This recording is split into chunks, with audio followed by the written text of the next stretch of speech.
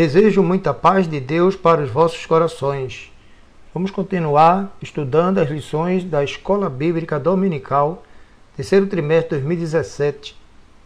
Tem como título A Razão da Nossa Fé. Assim cremos, assim vivemos.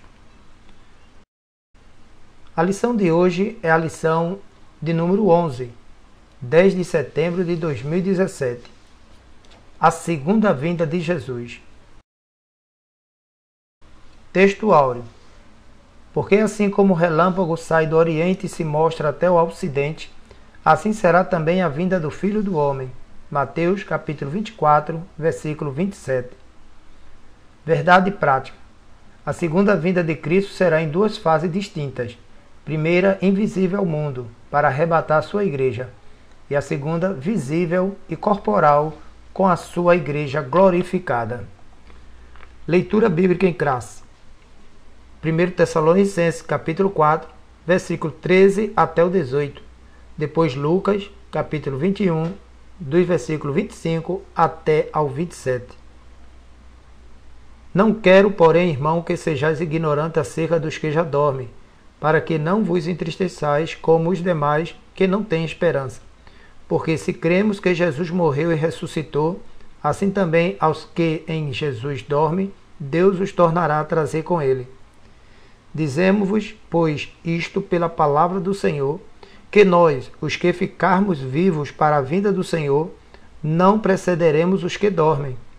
Porque o mesmo Senhor descerá do céu com alarido e com voz de arcanjo e com a trombeta de Deus, e os que morreram em Cristo ressuscitarão primeiro. Depois nós, os que ficarmos vivos, seremos arrebatados juntamente com ele nas nuvens, a encontrar o Senhor nos ares. E assim estaremos sempre com o Senhor. Portanto, consolai-vos uns aos outros com estas palavras. E haverá sinais no sol, e na lua, e nas estrelas, e na terra angústia das nações, em perplexidade pelo bramido do mar e das ondas. Homem desmaiando de terror na expectação das coisas que sobrevirão ao mundo, porquanto os poderes do céu serão abalados. E então verão vir o Filho do Homem numa nuvem, com poder e grande glória.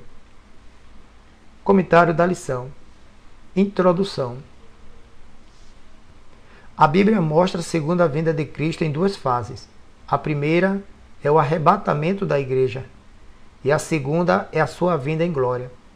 Entre esses dois eventos, haverá na terra a grande tribulação, o julgamento divino sobre todos os moradores do mundo, e no céu o tribunal de Cristo, seguido das bodas do Cordeiro.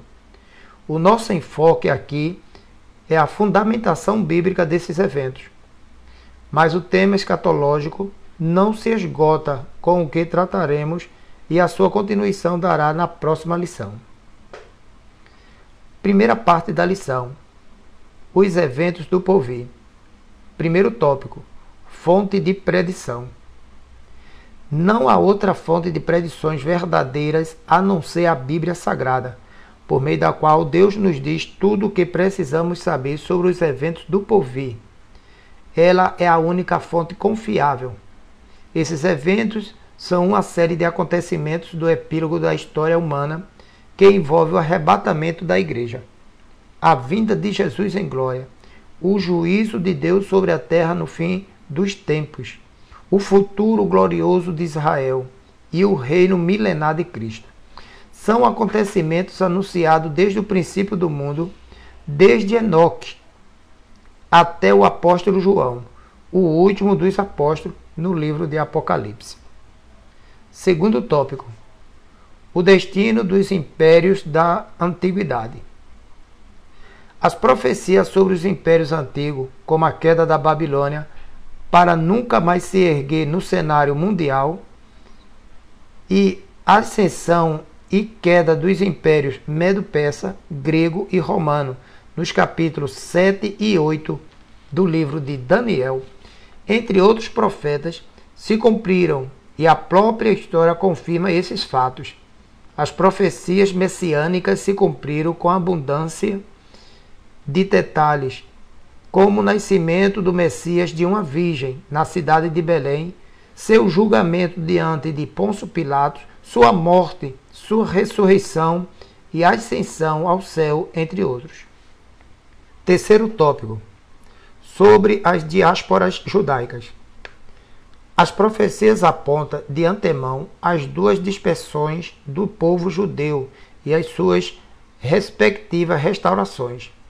A primeira diáspora, que se encontra em Jeremias capítulo 16, versículo 13, e seu retorno, Esdras capítulo 1, versículo de 1 ao 3.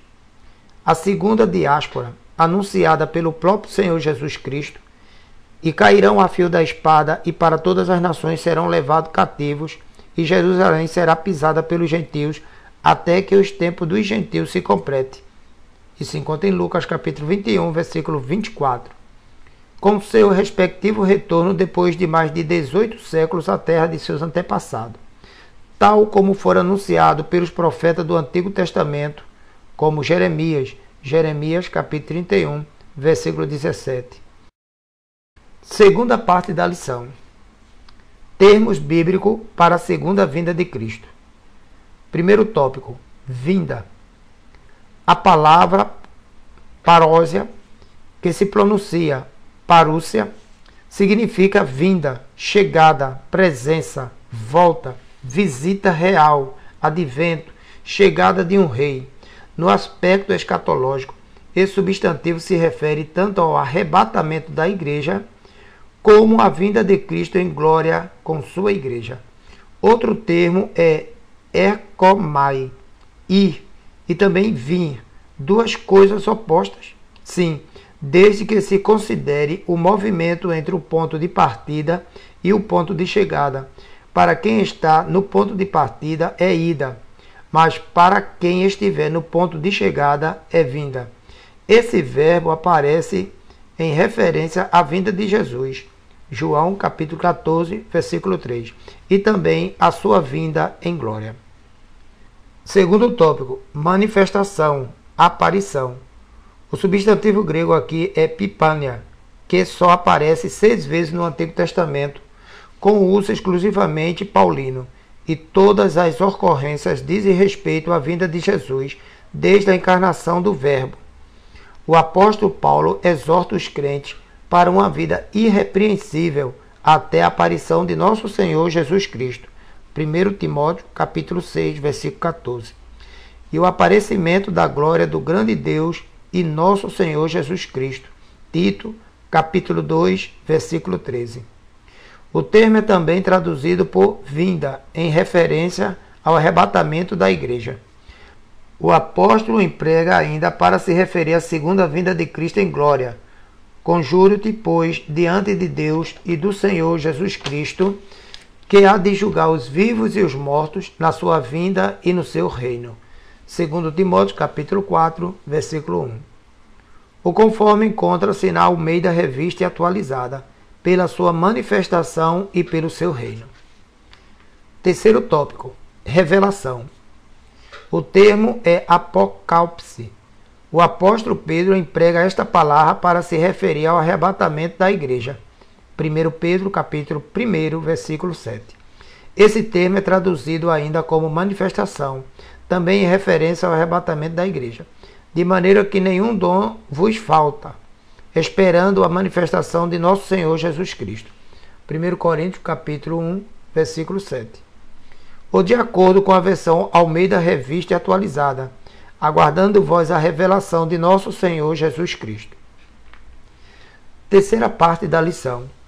Os eventos da segunda vinda de Cristo. Primeiro tópico. O arrebatamento da igreja. É o rapto dos santos da terra, um acontecimento global e simultâneo em todo o planeta. A profecia contempla até os fusos horários, pois uns estarão dormindo à noite e outros trabalhando nesse exato momento.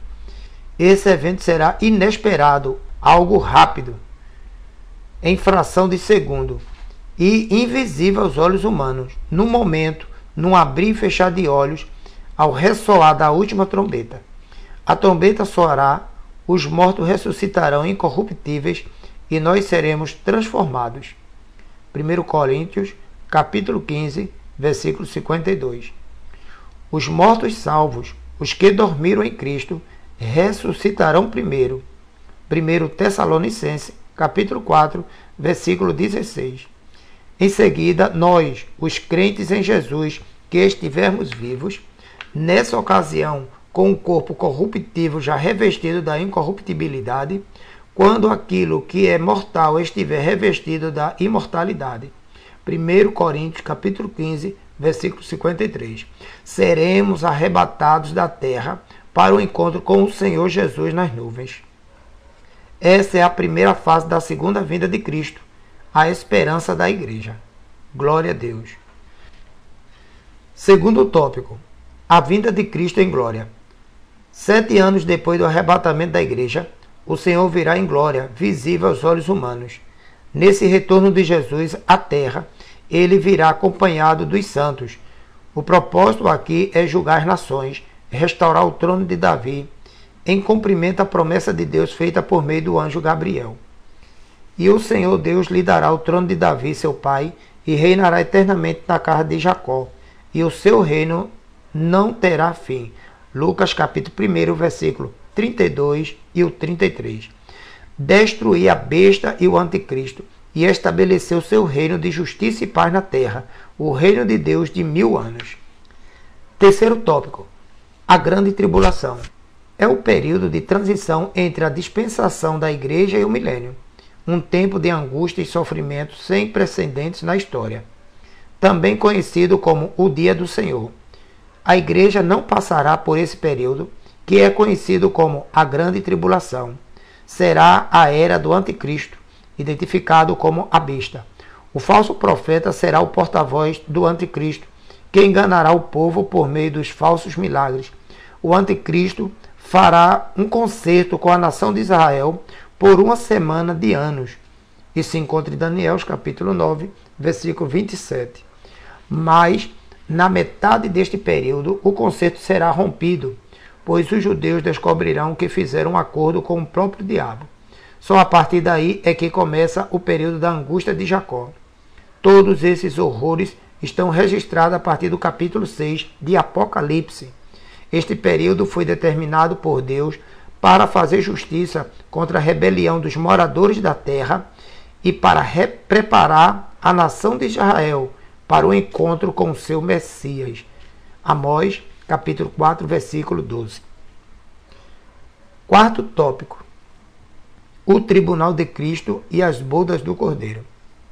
Enquanto a grande tribulação acontece na terra, lá no céu, os santos estarão recebendo a recompensa por aquilo que cada um fez em vida pela causa do Evangelho. É o chamado tribunal de Cristo.